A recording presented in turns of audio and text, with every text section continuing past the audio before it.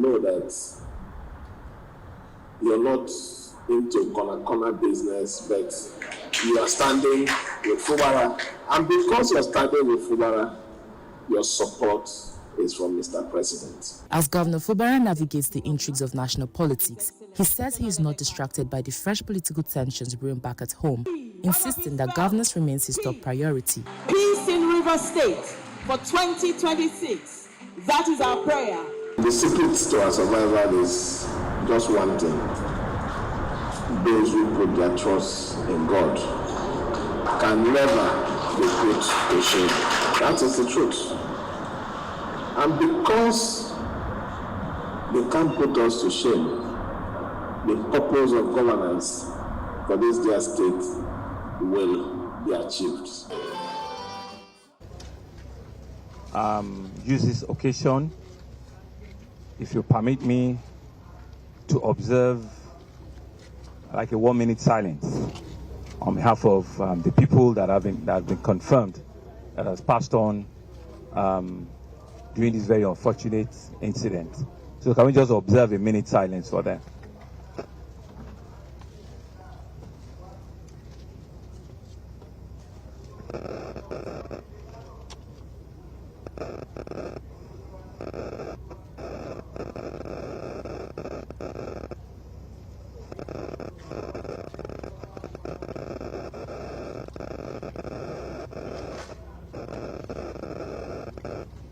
Okay, so may their gentle soul rest in perfect peace. So first, on behalf of the government of Lagos, we want to commensurate with those lives. You will remember that I was here 8 days ago, specifically on the 25th, on Christmas Day, to come and have a first-hand incident, observation of what was going on. This fire started around 5-6 p.m.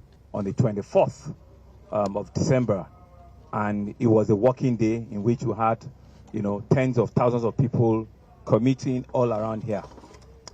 From the report that I've gotten, 8 persons have been so far confirmed dead at this site. 5 were able to be identified. 3, unfortunately, because of the extent of the fire burn, we will need to do a DNA test to identify them. We've also, during the period, rescued about 13 persons, at different, times, at different dates on this. I'm aware that there's been several speculations around missing persons, and there's been several newspaper reports about some brothers or some sisters that are missing. And so what we've done is that we've created an active site here. We have LASEMA here, we have NEMA, Federal Emergency Agency, we have LAPCA, we have CBD, we have the police, we have DSS, we have every of our first responders are still active on site, and all of them are still here reviewing. So what we've done in the last 1 hour is I've gone round, I've gone to Shita Street, I've gone to Breadfruit, we're on Martins, and we've just gone around a 360 around this property, which history shows that it used to be called Great Nigeria Insurance Building. I have also received letter from some family claiming ownership of also the property. All of these are information that is coming to us. But this is what it is. And I'm looking at the media and I'm telling you straight. Even from a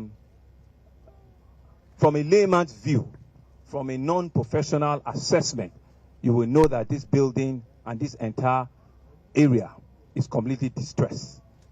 We don't need any high-level reconfirmation, but we'll do it just so that also we can ascertain and certify ourselves. So we've asked material testing. I'm also aware that there are 1 or 2 other independent people that also want to come and do tests. But my advice is that this is still very, very unsafe site. Extremely, extremely unsafe site. And government will not shy away from taking its responsibility. We will not sit back and let people come and advise us or explain what we need to do. Like we said, life has been lost, and properties have been lost, a whole lot of livelihood has been destroyed.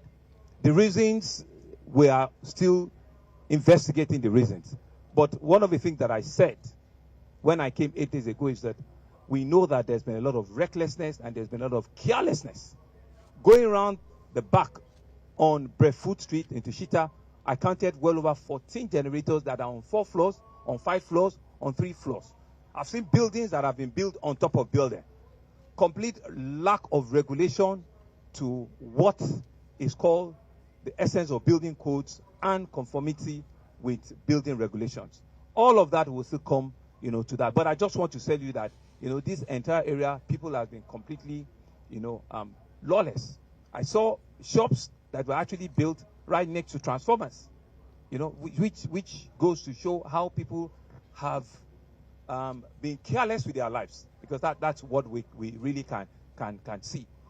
A fire started and people were after their goods and not mindful of their own life, because it was for hours and people were told to move, to leave, but people chose to want to rescue goods that are, I don't know, couple of thousands or something, at the risk of their life. And that's why we're where we are now. And I'm sure if you go to the state, that even the vehicular movement hindered a whole lot of first responders from getting access to some of the locations that we're talking about. But there's a whole lot of lessons that needs to be had.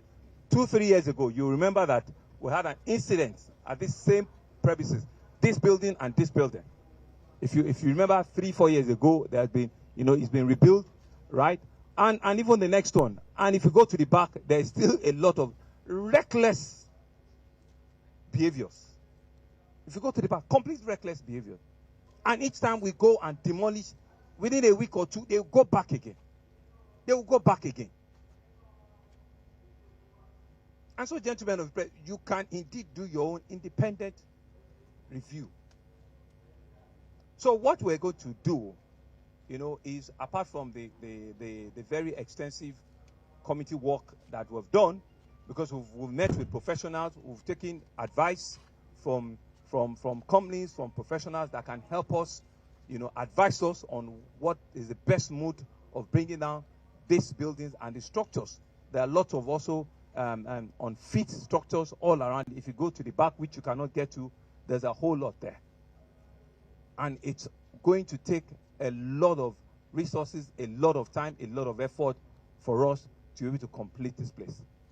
So what you will see from immediately is that professionals will come in here. They will need to create level of clearance, because even for them, there has to be scaffoldings built around. We have to also be able to prepare the ground for the safety of people that will come and be working in this area. Excavators, bulldozers will need to be brought to site, so that the safety of the professionals that will be working here also needs to be guaranteed. That's why we're still declaring that this whole area, 100 meters from this side, will remain shut. It will remain closed for buildings, for businesses. It doesn't matter how long it's going to take us to clean up a place, but it's going to remain closed. And I'm saying this to all of them, because each time they refuse to comply, these are the things that you see. These are the effects of what you will see. That other building that came down, it was on 4 floors or 5 floors. They built additional 3 floors on.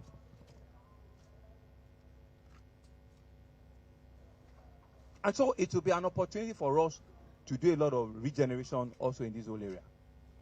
Right? And so we're speaking and we're talking to property owners. We're talking to whatever name they are, developers. Let them come forward, because it's not going to be that building alone. It's going to be a tough decision, but it's going to be a proper decision that we're going to be taking to preserve life and property. Because when it happens, it is still on us. It's on us. And so we will not shy away from taking those responsibilities. So, gentlemen of the press, we're still on a life environment, in terms of the place being safe. It's still not safe. right? So you can see that the fire trucks are still there there's no fire, but they're doing what they call damping down to ensure that all of the concrete and the steel, they'll come to the barest level of temperature before we can bring in professionals, excavators and bulldozers that will start cleaning and removal of the debris that we'll have on site. I don't know if there's any one or two questions, gentlemen of press. Under this canopy is also an help desk. Like I said, LASEMA is there, NEMA is there, LASEMBOS is there. People are taking inquiries and are taking information as into whatever step of support, that are required. So up to you if you have any question or any clarification that you want from me before we move on. That was Governor Babajide Sanwo-Olu speaking at the GNI building where there was a fire just before Christmas. Just a quick recap, the governor said the cause of the fire has not been ascertained. That area will be cordoned off for business to allow for regeneration. Tough decisions will be taken, but they will be proper decisions as well. We'll bring you more update on that. I'm sure our reporter will recap all of that subsequently. Well, let's take a break now. When we return, we will bring you news from the States.